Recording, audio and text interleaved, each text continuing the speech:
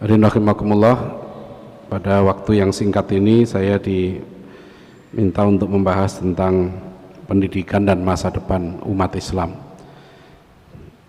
Saya ingin memulai dari peristiwa yang terakhir menimpa saudara-saudara kita di Perancis dan di berbagai negara barat yang lain, di mana sekarang ini banyak sekali laporan apa yang disebut sebagai Islamofobia, serangan-serangan terhadap kaum muslimin di Amerika dan di Eropa itu semakin meningkat.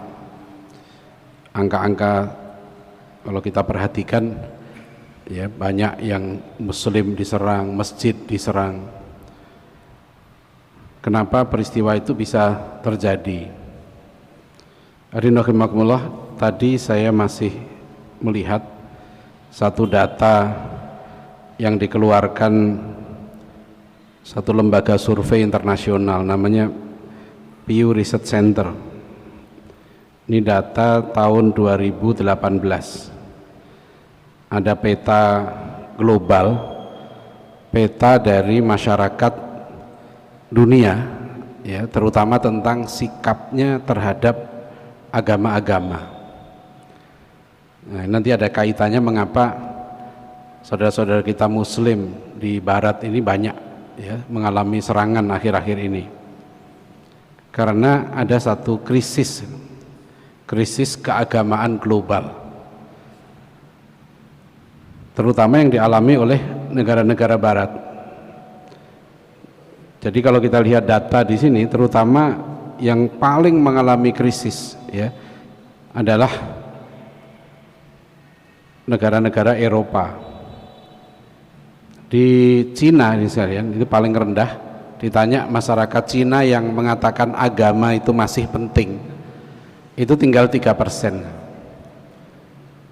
Di Inggris, masyarakat Inggris yang mengatakan agama itu masih penting tinggal 10%. Sama dengan Jerman, di Jerman itu tinggal 10%. Perancis tinggal 11%. Jadi orang Perancis itu hanya 11% yang mengatakan agama itu masih sangat penting. Di Israel, bahkan di negara Yahudi ini, itu tinggal 36% masyarakat Israel yang mengatakan agama itu masih penting. Swedia 10%, Jepang 10%, Australia 18%, Rusia 16%. Nah, Amerika berapa? Amerika ini yang masyarakat Amerika yang mengatakan agama masih sangat penting itu sekarang tinggal 53%. Di satu survei yang lain, masyarakat Amerika itu makin krisis. Tahun 1948 jumlah orang Protestan di Amerika itu masih 69%. Ya, tahun 2017 jumlah orang Protestan di Amerika tinggal 38%. Jadi setiap tahun jumlah orang Kristen di Amerika itu makin menurun. Ya. Di Kanada tinggal 27%, ya, penduduknya yang menyatakan agama penting. Di satu survei yang lain 50% penduduk Inggris lebih, ya, itu sudah menyatakan has no religion, tidak punya agama. Jadi sekarang kalau tahun 2010 saya mengadakan kunjungan di Inggris, keliling di beberapa kota selama 20 hari. Kemudian saya tulis satu buku. Ya, salah satu yang saya amati adalah perkembangan agama-agama di sana. Ya, rata-rata tingkat kehadiran orang Kristen di gereja-gereja di sana itu rata-rata sudah di bawah 2%, sekitar 2-3%. Itu hanya ke gereja seminggu sekali.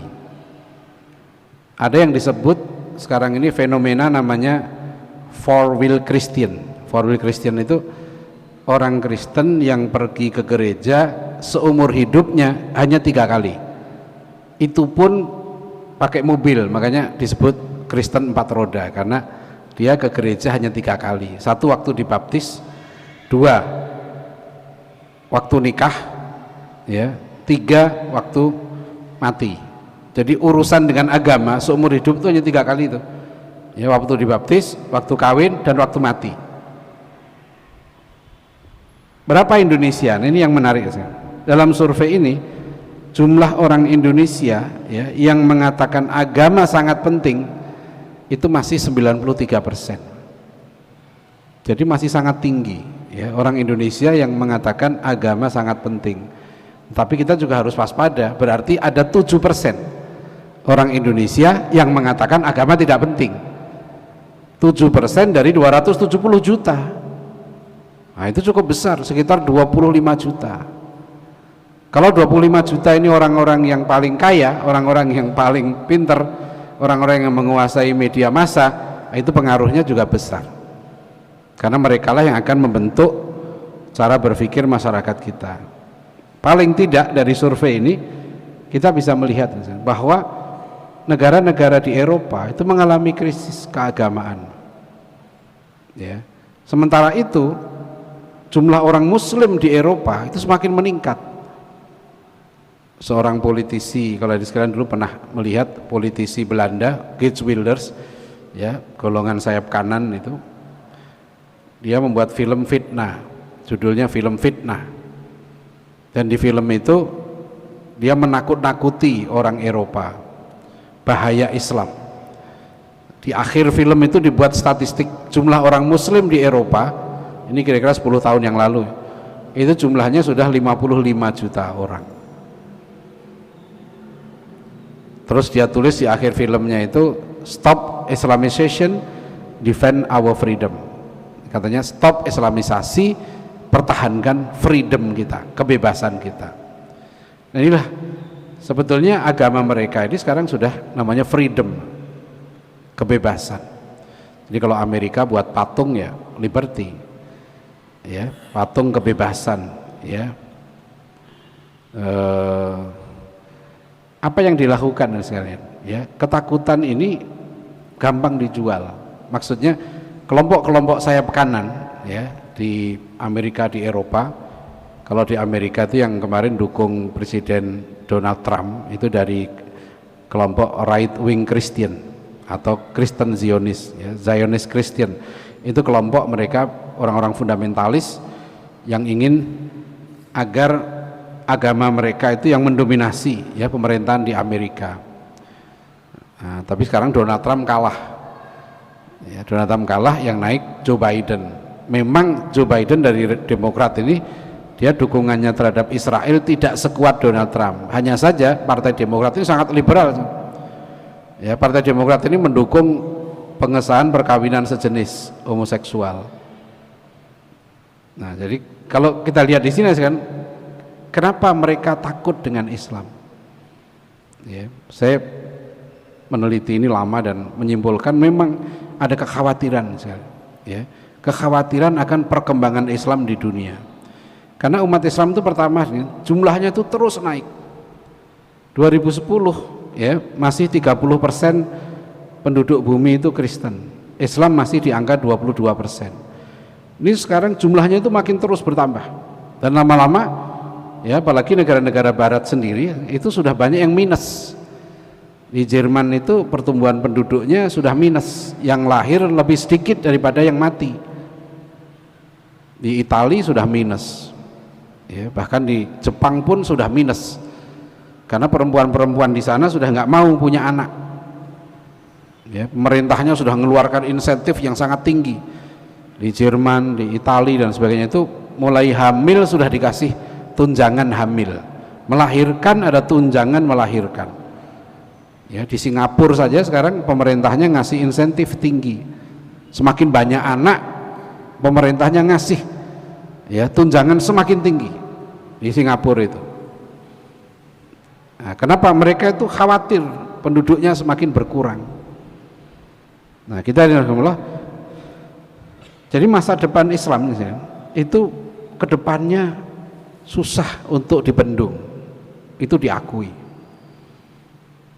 Kalau Adin mengikuti perkembangan politik internasional tahun 90 setelah komunis runtuh, ada dua ilmuwan barat, ilmuwan Amerika yang sangat terkenal waktu itu. Satu namanya Profesor Samuel Huntington, dia guru besar di Princeton University di Amerika. Ya, setelah perang dingin berakhir, komunis runtuh, dia nulis buku, ya, judulnya The Clash of Civilization. Nah, dalam buku itu Huntington mengatakan sekarang ini yang bermain di pentas global ada 8 peradaban. Ya, 8 peradaban ini apa? 1 Barat, 2 Ortodok itu Rusia dan kawan-kawan, 3 Cina, 4 Jepang, 5 India, 6 Afrika, 7 Amerika Latin, 8 Islam. Nah, Profesor Huntington ini luar biasa, ya, bukunya The Clash of Civilization itu menjadi bacaan di dunia internasional, termasuk diterjemahkan dalam bahasa Indonesia. Karena buku ini menjadi perdebatan global. Apa yang dia tulis dalam bukunya? Samuel Huntington itu menulis tentang Islam. Kata dia, dari 8 peradaban tadi atau 7 di luar barat, kata dia, Islam is the only civilization, yeah, which has put the survival of the West in doubt. Jadi kata Huntington ini, kata Profesor Huntington, Islam itu satu-satunya peradaban yang pernah mengalahkan Barat, dan itu pernah terjadi setidaknya 2 kali. Jadi kenapa orang Barat itu mudah marah sama orang Islam? Ya, dikit-dikit Islam jadi sasaran, karena memang, dan ini dimanfaatkan oleh orang Zionis dan juga oleh partai-partai kanan yang mencari suara di sana. Jadi dengan menjadikan Islam sebagai musuh dan juga kaum imigran, maka mereka dapat suara, gitu ya, di Barat. Saya melihat termasuk kartun, ya, pengkartunan Nabi Muhammad SAW ini mereka sengaja. Karena ini berulang kali. Tahun 2005 dulu koran Denmark ya, Jyllands-Posten sudah memuat 15 kartun Rasulullah. Itu sangat biadab. Tahun 80-an kita kenal Salman Rushdie kasusnya. Dikecam seluruh dunia Islam. Salman Rushdie dilindungi. Sekarang muncul Charlie Hebdo di Perancis, dilindungi lagi karena alasan mereka kebebasan. Bagi kita di sana nggak ada kebebasan menghina agama, merusak agama, apalagi menghina Nabi Muhammad SAW. Itu umat Islam itu sejak dulu, ya, paling sensitif kalau Rasulullah Muhammad SAW itu dihina. Ya, jadi para ulama kita memang sepakat bahwa menghina Rasulullah SAW itu pidana berat, kriminal berat. Menghina presiden aja ada hukumannya, ini menghina Nabi. Ya, dalam Islam menghina Nabi itu perbuatan pidana kelas berat. Tapi bagi Barat menghina Tuhan sekalipun kan, itu bukan dianggap menghina Tuhan itu dianggap kebebasan di sana itu. Ya, karena mereka memang sudah tidak menghormati lagi. Ada seorang tokoh Yahudi namanya Leopold Weiss. Tokoh Yahudi ini sangat terkenal, kemudian dia masuk Islam dan dia mengganti namanya menjadi Muhammad Asad. Ya, bukunya di Indonesia diterjemahkan, ada beberapa buku dia, termasuk tafsirnya. Muhammad Asad ini menulis tafsir juga. Nah, buku dia yang terkenal judulnya Islam at the Crossroads, Islam di simpang jalan. Dan Muhammad Asad ini cendekiawan Yahudi yang dia menguasai betul Barat itu apa. Ya, kata dia Barat itu sebenarnya peradaban yang anti agama. Ada filosof Perancis Jean-Paul Sartre itu mengatakan, bahkan andaikan Tuhan itu ada, maka harus ditolak. Karena ide tentang Tuhan itu membunuh kebebasan. Ya, kata dia, since the idea of God negates our freedom. Ini sejarah di sana. Nah, saya mau menyampaikan dan sekalian, orang-orang Barat sendiri sekarang itu mengakui bahwa Islam ini, ya, satu-satunya peradaban, gitu ya, yang dalam sejarahnya pernah mengalahkan Barat.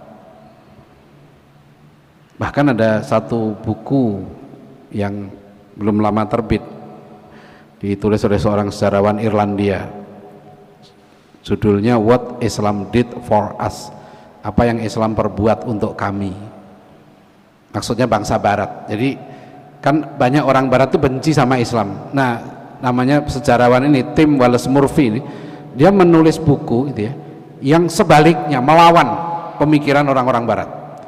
Dia menulis buku yang mengatakan kami ini orang barat katanya berhutang budi kepada umat Islam yang sampai kapanpun kami nggak akan bisa membayar utang itu. Di buku What Islam Did For Us itu dia tulis subjudul satu bab ya, subbabnya itu judulnya The West Debt to Islam, hutang barat terhadap Islam. Sebetulnya sih kalau orang barat mau jujur ya, mereka akan mengakui mereka dulu tuh belajar sains teknologi itu dari mana? Dari umat Islam. Ya, saya pernah menyaksikan sendiri tahun 2010 itu saya berjumpa dengan seorang profesor di Manchester, namanya Profesor Salim T. Hasani. Beliau ini menyelenggarakan satu pameran sains Islam di Museum Sains di London. Pameran itu dibuka oleh Pangeran Charles waktu itu. Dan kalau saya masuk ke ruang pameran itu, apa ya, bulu kuduk itu berdiri. Saya sebagai muslim di situ bangga betul menyaksikan itu. Ya Allah, orang barat ini dulu diajari belajar kimia, kedokteran, penerbangan, arsitektur, itu semua ditunjukkan. Kamu belajar ini semua dari ilmuwan muslim. Sampai yang menemukan jam digital, ya, kamera, itu ilmuwan-ilmuwan muslim. Cuma kemudian mereka tidak jujur. Nah, celakanya kita pun di sini sama. Di sekolah-sekolah kita, anak-anak kita tidak diajarkan sejarah sains. Padahal 700 tahun nanti sekalian, 700 tahun umat Islam pernah memimpin sains yang kemudian diambil alih oleh Barat. Itu kita akui. Barat sekarang memimpin dunia dengan sains dan teknologi mereka. Tapi 700 tahun itu penting karena masa itu ya di Andalusia ya, sampai-sampai ada sekalian ya, umat Islam itu kan memimpin dunia 700 tahun itu di Andalusia itu, sampai orang Yahudi saja berterima kasih. Saya menulis satu buku khusus sejarah konflik Yahudi, Kristen dan Islam. Salah satu yang saya teliti itu adalah literatur sejarah bangsa Yahudi yang ditulis oleh para penulis Yahudi sendiri. Ya, misalnya ada seorang profesor Yahudi namanya Profesor S.D. Goitain.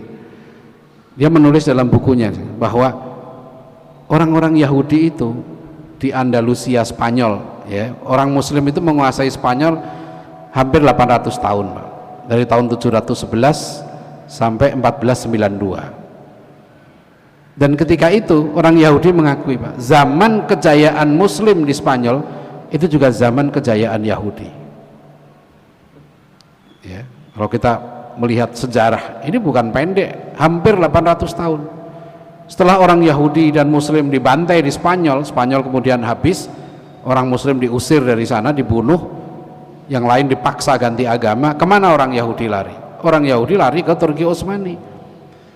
400 tahun orang Yahudi dilindungi di Turki Utsmani. Ya, jadi Islam itu membuktikan dalam sejarah bahwa umat Islam itu betul-betul membawa rahmatan lil alamin, itu nyata.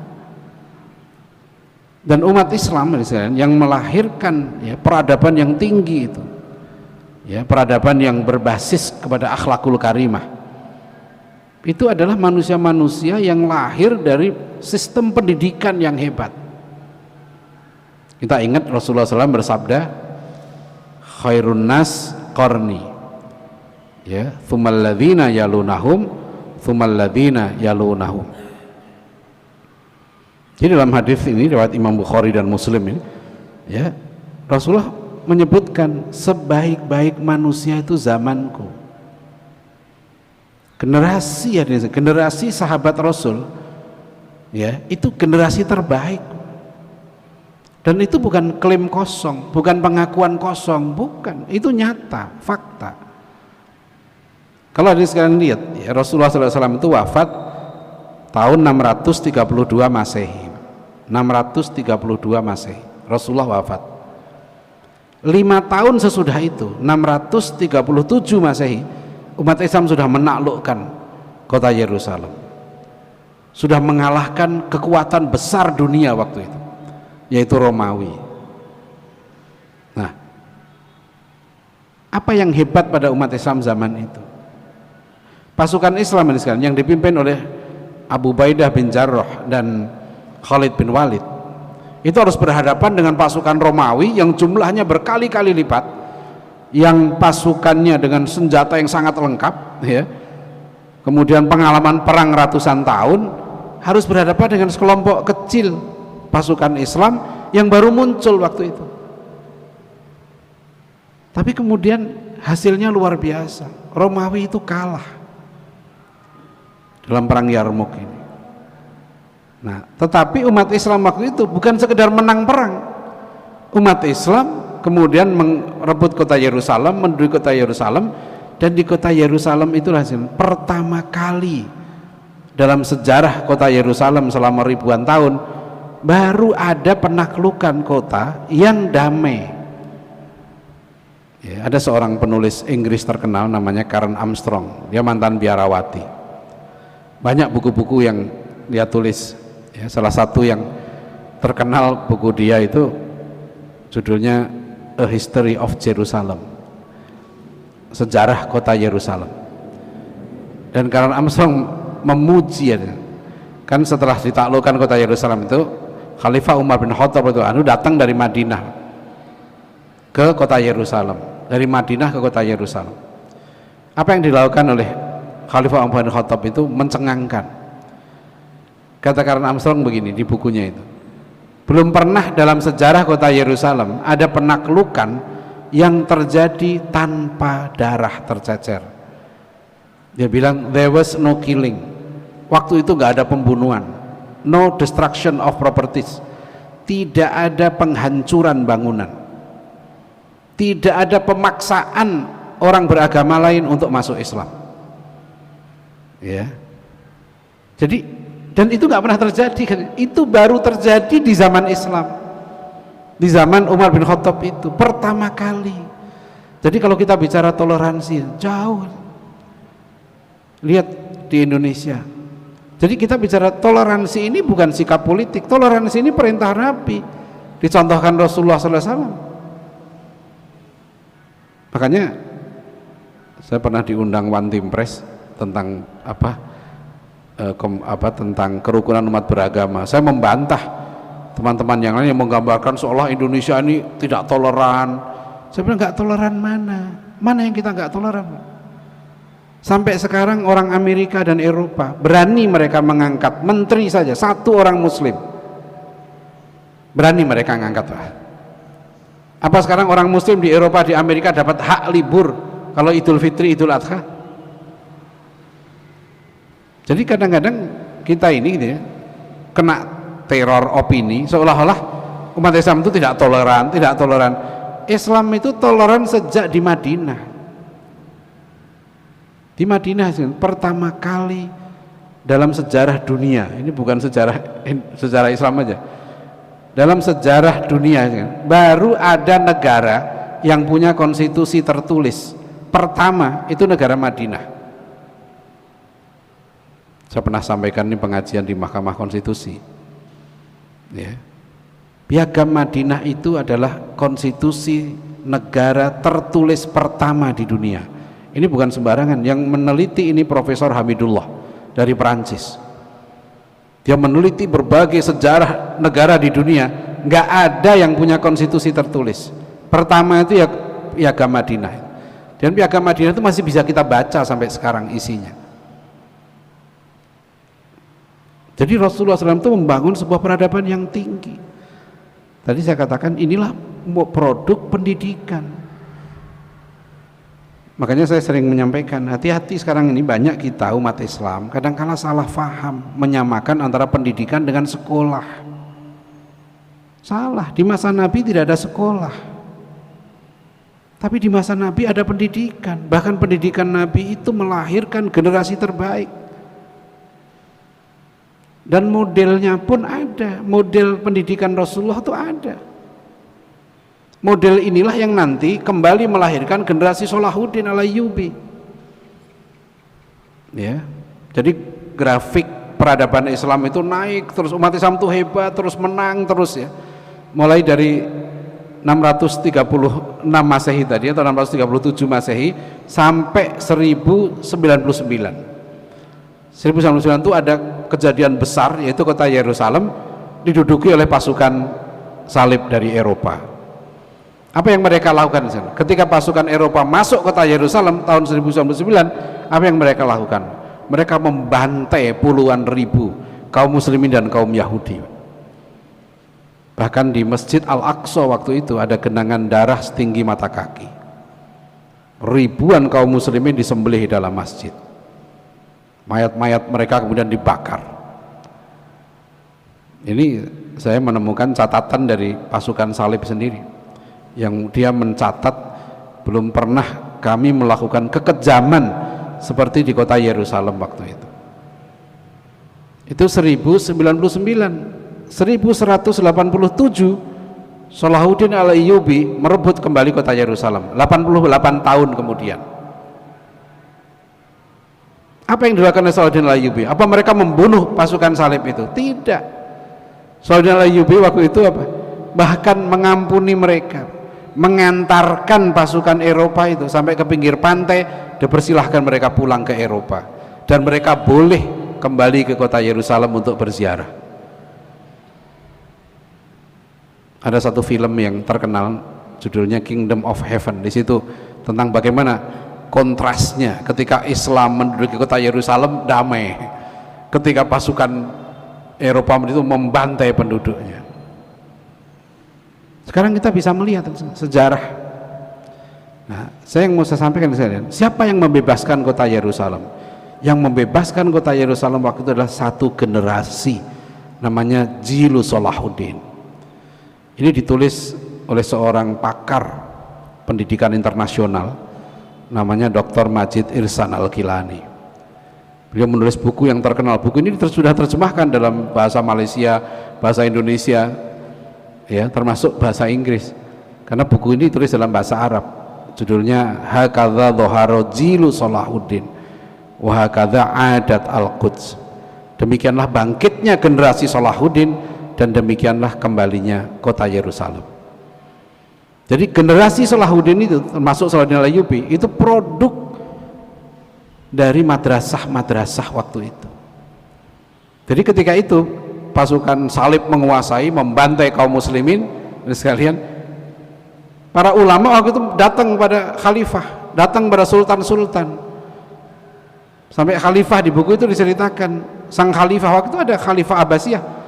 Sang khalifah didatangi, waktu itu kan nggak ada foto, nggak ada video. Jadi untuk membuktikan pembantaian di kota Yerusalem, umat Islam itu bawa potongan rambut, tulang gitu ya, dibawa kepada khalifah.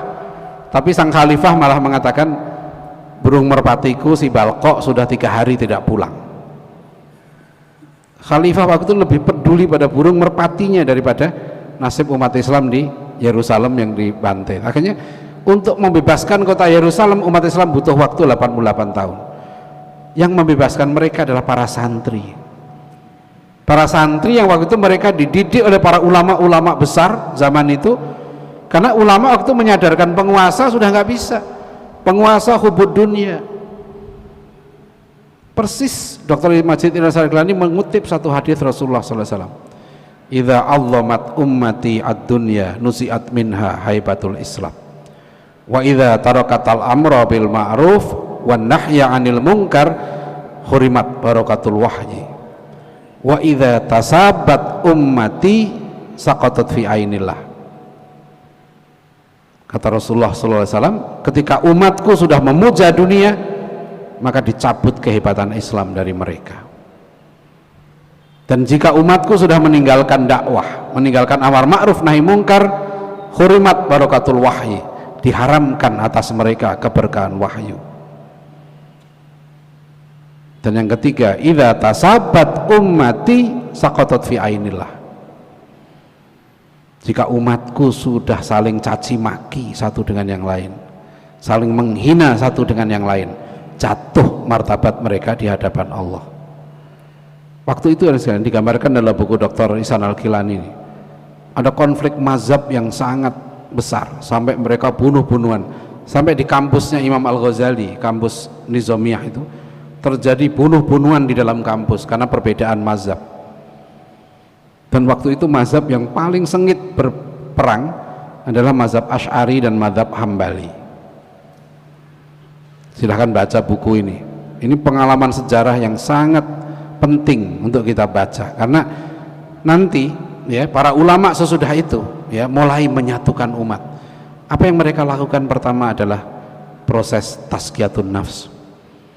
Ternyata akar seluruh kekalahan waktu itu adalah proses tazkiyatun nafsnya nggak jalan, hatinya kotor, hatinya dengki, hatinya tamak dunia. Itu yang menyebabkan kekalahan. Makanya nanti program pendidikan ya, yang melahirkan generasi gemilang itu selalu dimulai dari proses tazkiyatun nafs, dimulai dari pembersihan jiwa. Qad aflaha man zakkaha wa qad khaba man dassaha. Karena waktunya saya mau singkat. Dan contoh lagi nih, model pendidikan yang seperti yang di model Rasulullah SAW dan nanti melahirkan generasi sahabat itu, generasi Salahuddin, itu juga yang melahirkan generasi Muhammad Al-Fatih. Generasi Muhammad Al-Fatih ini dahsyat, yang kita tahu nanti menaklukkan Konstantinia ya, tahun 1453. Jadi mengapa lahir seorang anak muda umur 23 tahun yang bisa memimpin ya satu pasukan yang hebat ya, menaklukkan Konstantinia? Jangan lihat Al-Fatihnya saja, lihat siapa gurunya. Muhammad Al-Fatih itu punya dua guru yang hebat, satu namanya Syekh Al-Qurani dan satu lagi Syekh Aksamsuddin. Dua, terutama Syekh Aksamsuddin itulah yang nanti terus mendampingi Al-Fatih ya, memberikan semangat, mendoakan. Dan di negeri kita ini sekalian, di negeri kita ini bukan main ya. Saya baru membaca sekilas, belum mendalami bagaimana di Aceh bisa lahir seorang panglima perang perempuan ya, Malahayati. Saya baca sekilas, ternyata beliau seorang santri ya, dan kemudian beliau dididik di Akademi Angkatan Laut Turki Utsmani waktu itu ya, kalau nggak salah namanya Baitul Maqdis atau Baitul Muqaddas. Dan kita di Indonesia ini belum pernah ada setelah itu Jenderal Angkatan Laut pertama. Ini luar biasa. Tadi pagi saya dari Jakarta naik pesawat Garuda, pas saya lihat filmnya ada film Kartini. Saya nonton film Kartini tadi, jauh banget. Kalau hadiskan bandingkan Pak, kultur di Jawa dengan di Aceh. Di Aceh abad ke-16 ya, sudah melahirkan seorang panglima perang perempuan ya. Di Jawa abad ke-19 perempuan masih dipingit, dipaksa. Ini kelas bangsawannya Kartini itu, saudara-saudaranya semua dipaksa untuk kawin dengan orang-orang yang sudah punya istri semua, dipaksa, dipingit, nggak boleh sekolah, nggak boleh ini. Jadi dulu itu bukan budaya Islam, itu bukan ajaran Islam ya. Kalau Islam nggak begitu kan, nanti buktinya ya ulama-ulama perempuan seperti Nyai Ahmad Dahlan dan sebagainya ya, di Syaikhah siapa itu Rahma El Yunusiyah yang mendirikan Madrasah Diniyah Putri Padang Panjang, itu kan oleh Syekh Al-Azhar diberikan gelar Syaikhah, ulama perempuan, diakui keulamaannya.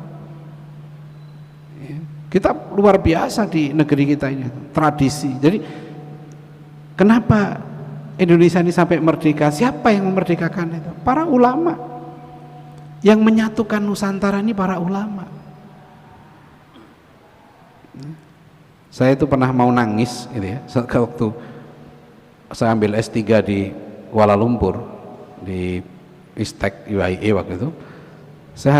Saya mengambil satu mata kuliah. Mata kuliah itu Reading in Malay Metaphysical Literature. membaca kitab metafisika Melayu, dan saya oleh profesor itu disuruh baca kitabnya Syekh Nuruddin Araniri, Hujjatus Shodiq Lidaf'iz Zindiq. Ya, ada lagi kitab beliau yang hebat itu kan Durrul Faraid fi Bahthil Aqaid. Di Syekh Araniri kalau nggak salah kan abad 17, ya, abad 17. Bagaimana dalam kitab beliau abad 17 itu sudah mengkritik filsafat Yunani, ya, dalam kitab itu kan Durrul Faraid fi Bahthil Aqaid, Haqaiqul Asya, maaf, saya lupa teks Melayunya, ya. Dia sudah mengkritik faham yang namanya sufastoiyah, ya, persis seperti kitab Melayu abad abad ke-15. Jadi kitab akidah tertua di wilayah Melayu ini kan Aqaid Nasafiyah, itu abad 15. Nah, satu lagi yang luar biasa, saya belum lama ini mendapatkan kopi waktu saya ke Malaysia bulan Februari yang lalu sebelum corona, ya. Saya mengunjungi Akademi Jawi gitu, ya. Salah satu yang saya lihat di Akademi Jawi yang luar biasa saya kagum itu kan kitab tafsirnya Syekh Abdul Rauf Singkili, Tarjuman Al-Mustafid, ya namanya kalau saya, Tarjuman Al-Mustafid. Itu kan kitab tafsir terlengkap pertama dalam bahasa Melayu. Dan yang karena saya lagi neliti tentang kenapa Pancasila itu ketuhanan yang Maha Esa gitu. Ternyata di kitabnya Syekh Abdul Rauf Singkili ini sudah menerjemahkan kata Qul huwallahu ahad itu dengan esa. Ya, bukan satu tapi esa. Nanti dikuatkan lagi dengan Maha Esa. Maha Esa itu artinya satu dan betul-betul satu. Wal wahidul ahad. Itu bahasa itu sudah dipakai di kitab tafsir kita abad 17. Nah, jadi oleh karena itu, ya, nanti pendidikan ini yang melahirkan generasi 45. Jadi jangan saya saya mengkritik dan banyak saya tulis tentang buku sejarah kita di sekolah. Anak-anak kita di sekolah itu diajari sejarah kekalahan, ya, sejarahnya gini, anak SMP itu bahwa ini kalah gitu. Teguh Umar kalah, Cut Nyak kalah, Imam Bonjol kalah, Diponegoro kalah. Saya bilang kalau anak-anak sekarang diajari sejarah begini nggak menarik, karena mereka nontonnya film kartun menang terus. Anak-anak itu sekarang kalau nonton film, Mbak, nanti semua jagoannya itu menang. Terus diajari sejarah, pahlawan kita itu semuanya kalah. Gitu loh. Terus apa yang hebat? Kan gitu akhirnya. Ini kalah. Terus sebab kekalahan. Siapa bilang kalah? Patimura memang gugur, tapi tidak kalah. Cut Nyak ditangkap, tidak kalah. Mereka kalah dalam pertempuran, tapi ruhul jihad, semangat jihad mereka tidak pernah putus. Dan mereka terinspirasi. Perang Sabil di Aceh itu oleh Senugoro-Goronya digambarkan, dia terinspirasi oleh kitabnya Syekh Abdul Somad Al-Falimbani tentang kitab jihadnya yang ditulis itu. Itu yang menyebabkan di negeri kita nggak pernah putus asa, ya, kita merdeka itu. Dan semua sekalian ini produk pendidikan kita dulu melahirkan generasi-generasi yang hebat.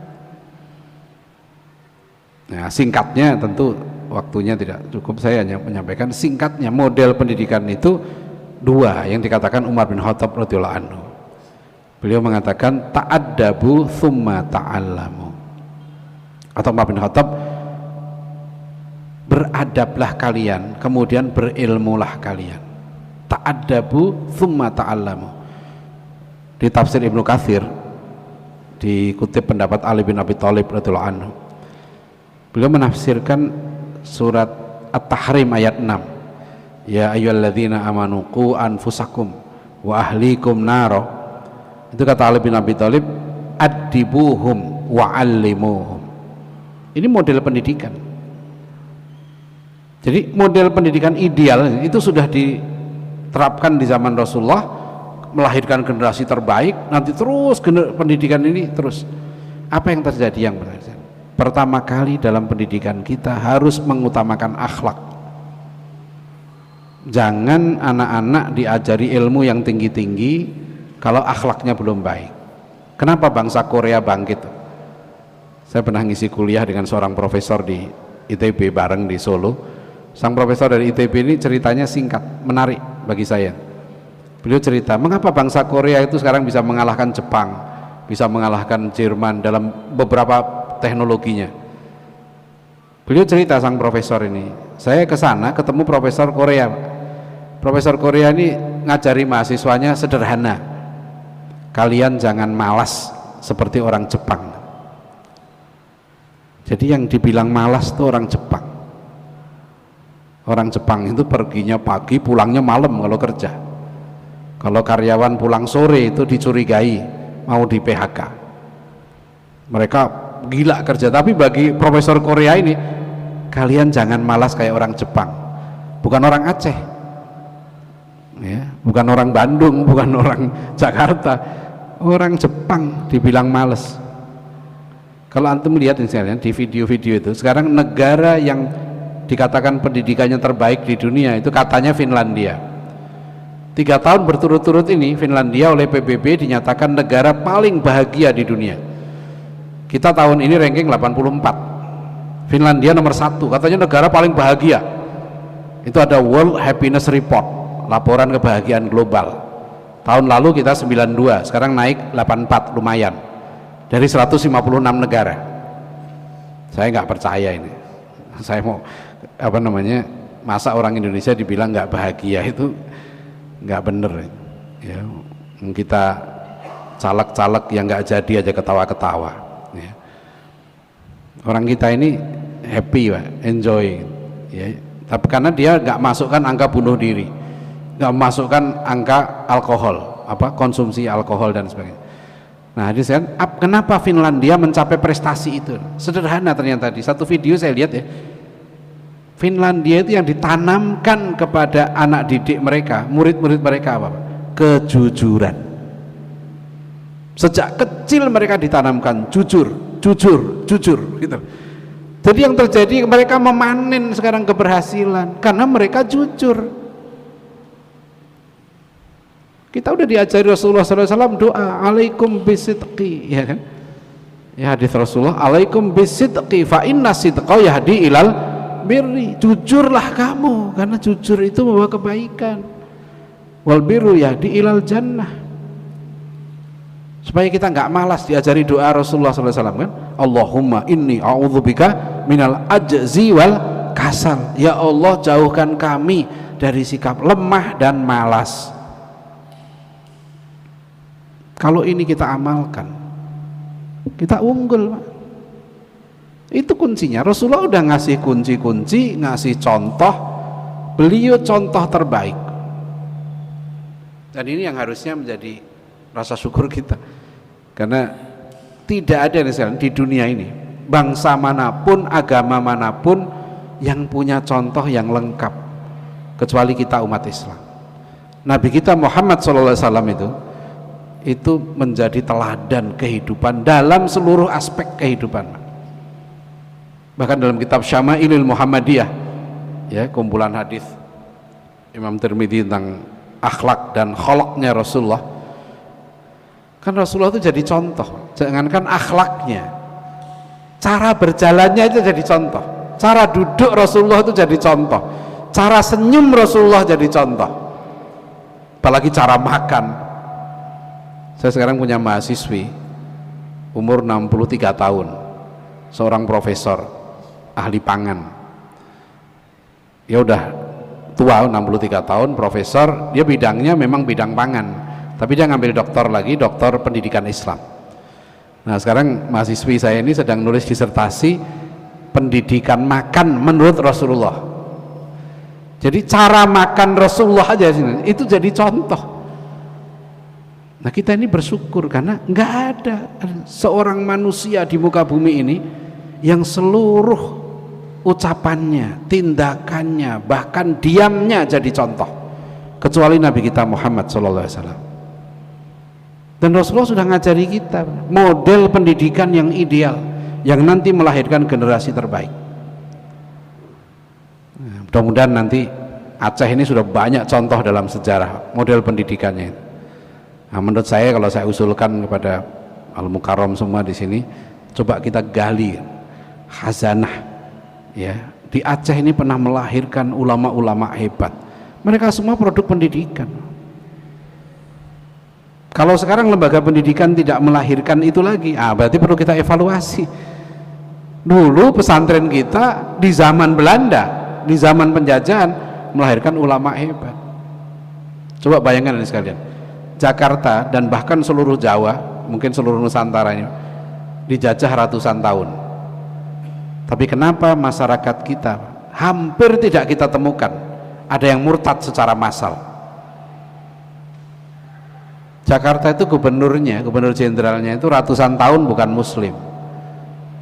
Tapi kenapa hampir tidak kita temukan orang muslim yang murtad berbondong-bondong keluar dari Islam? Karena ulama-ulama kita dulu menjaga umat. Ulama-ulama kita dulu menjaga akidah, akhlak umat Islam. Madrasah-madrasah kita dulu melahirkan guru-guru yang hebat. Pondok-pondok pesantren kita dulu melahirkan ulama-ulama. Ada satu contoh di Jawa itu yang menarik di Sukabumi. Itu ada Kiai Haji Sanusi, salah satu anggota BPUPK.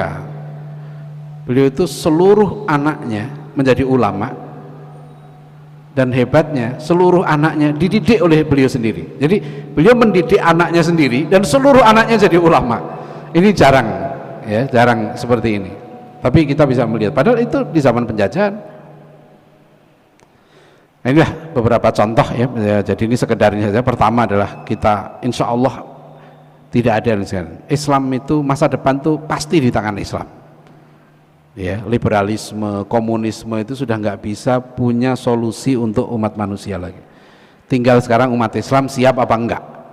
Ya kalau generasi kita nggak siap, ya generasi berikutnya yang insya Allah ya akan siap.